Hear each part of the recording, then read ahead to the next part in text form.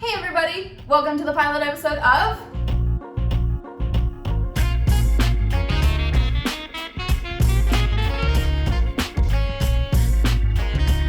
I am your host, Babs and Devan, and this is my lovely friend, Devan.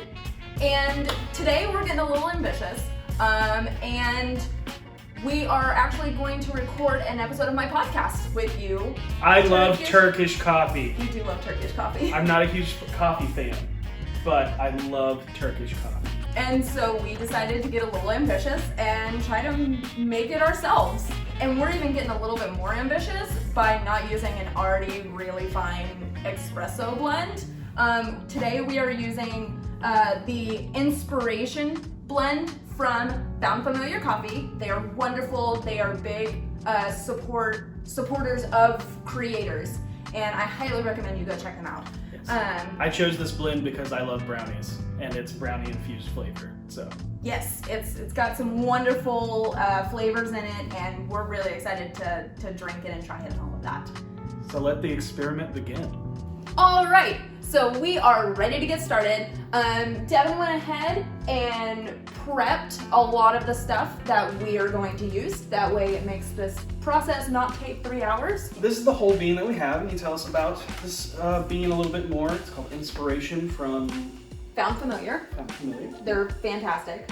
But yeah, like Devan said, he picked this one because it has flavor notes of dates, toasted pecans, and dark chocolate brownies, which I think was the selling point. That really was the selling point. But this one originates in Brazil. What type of coffee is it? It is a medium roast. Perfect. So, Turkish coffee is typically done at a medium roast. Love it. Yes. The next thing that we're going to do is typically you want a hand grinder. And you can find these online as well because what makes a Turkish coffee is the grind, and it's even finer than espresso. Ooh. Yeah, so espresso is a very fine ground, but this is like flour. And I've already pre-ground some for the first that we're doing. Okay. And we're going to be doing 2 different styles. Ooh. There are many different styles out there, as there are many different cultures within Turkey and all of it. And everybody has their own specific handed down family recipes and stuff like that, but we're going over the generics, and the only thing that we're changing today is the liquid that we're using. Okay. So we're going to use water and we're going to use milk. So go ahead and measure out 2 cups. These 2 cups right here. Perfect. Of the milk. Do I fill it up all the way? Yes, or to as much as you're going to drink. I think that's good. The first thing that we're going to do is pour those into there, and if you need a funnel, I have one. Wonderful. Right here. It's gonna be fine. Yes. It's all going in the same place. Yep. Actually, it is. It is fine that those grounds are there.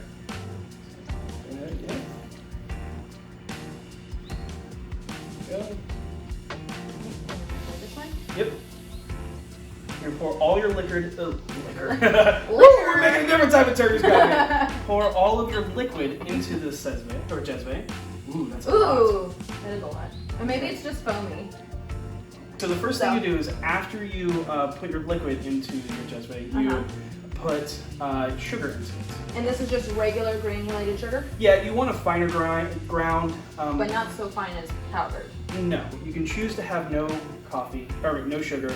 But it's anywhere between 1 and 3 teaspoons per cup of level of sweetness. If you want just a very minimal amount of sweetness, 1, your average is about 2. If you want it to be sweeter, which I'm fine with, we can go 3.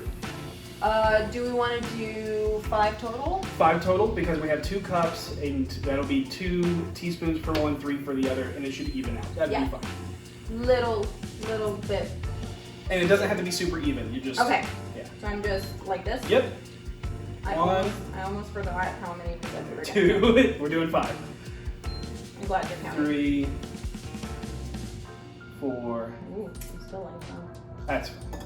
And 5. Okay. So now that we have ground up our coffee, here we go. You're going to want to do 2 teaspoons, kind of the same level. Okay. If you want it to be stronger, you can make them heaping, or you can put a third one in there. Okay. So we're just going to do 2 for now. So 2 per cup. Okay, 1,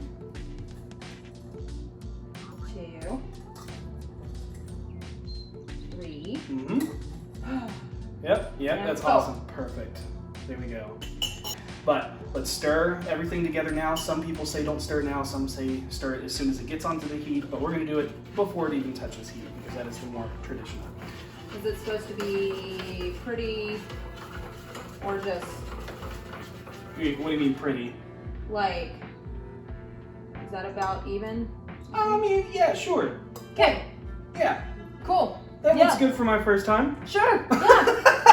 That look good for you for your first time? Okay, sure. Awesome. So we're gonna go ahead and put this on our preheated sand. If the sand was not heated already, then this would take forever. Does it need to be completely on the eye? What do you mean? Like push this all the way down to the eye? No, like it. Oh, it's a little off. Yeah. There we go. That's. I didn't know if we had to be that specific or not. I have, just so you know, I have this on a low setting. It is on low. Yep, it is on a low setting. I have preheated it earlier. You never want to turn up your temperature. You don't. This is not about making coffee fast. This is about making coffee right. And good. Yes, and good. So right now what we're doing, okay, if you want to come over and look, it's already kind of doing a little bit of stuff. But we don't have any bubbles yet. I'm just saying. Just kidding. Yeah. So what I'm doing right now is covering this in sand to evenly disperse the heat. This is the long process. Yep. Like I said, this was going to be the longest segment or the longest part of all of this. 20 minutes later.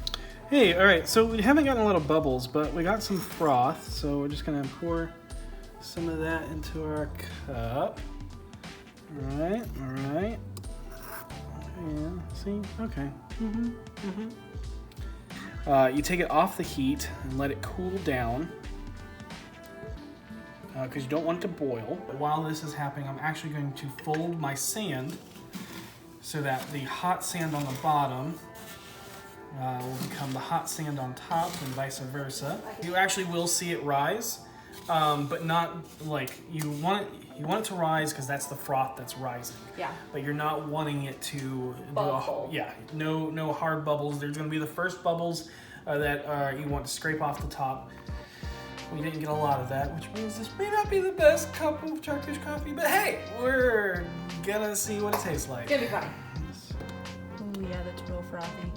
Another thing is that you want to do a slow pour. This is for two reasons. One, like I said, all of those grains are in there, right? And we want to try and avoid getting those grains into our coffee as much as possible. You're not going to avoid it all. Again, there's going to be a mud layer. That's another aspect of Turkish coffee. But a slow, even pour is nice. You want to try and keep the froth that is built up in here on the top. You don't want it to stir around and mix. That looks pretty good for that cup right now. The next thing that you want to do is, because those grains are still in your coffee, you don't want to drink it right away. One, it's super hot. Yes. Two, you want to give the grains time to settle. So that's going to be about, at least bare minimum, like a minute or two. Okay. So our coffee has cooled down. Yeah, we let it cool down. We let it settle. It's still warm. Cheers. Cheers. However it may turn out. Wish us luck. Oh my gosh, that is so good. It's like coffee butter. Oh my god. In my mouth. It is so good. High five. I can't believe that actually worked. It's better than any cappuccino or latte or anything I've had. It's so good.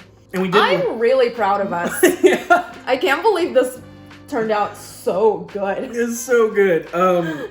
Remember not to drink all the way down. When you get lower, take smaller and smaller sips. Right. You may feel a little bit of graininess. That is normal. Okay. Because it is a very fine grain, and there was no filter. Yes, exactly. I think we need one more cheers. Oh, good job. So the other way of making Turkish coffee is just with standard water. Okay. Yeah. And you want to start with lukewarm or room temperature water. Okay. Because you don't want it to be cold and then go into the heating process. Yeah. Again, that looks good. And go ahead and pour that into your jezve.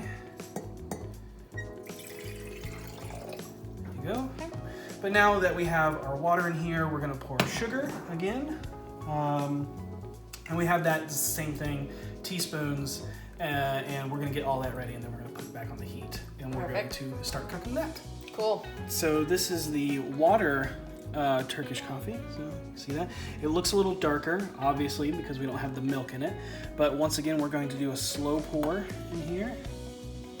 Oh, you can already tell it's a lot thinner. Not as thick, but probably just as tasty.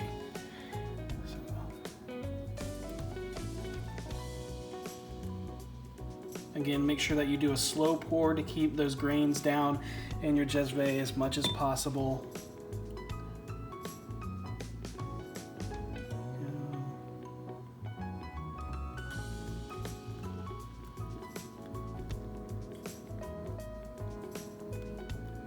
So once again, we're gonna let those cool, and then we're gonna try the difference.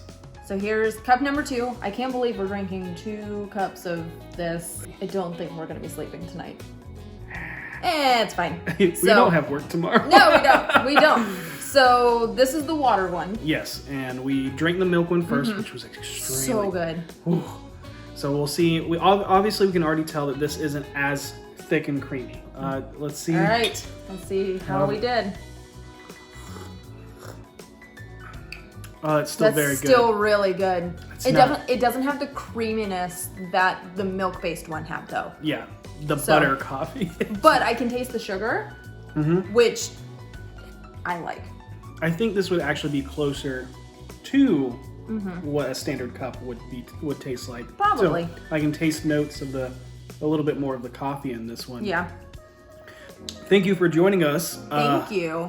On our adventure. Yes.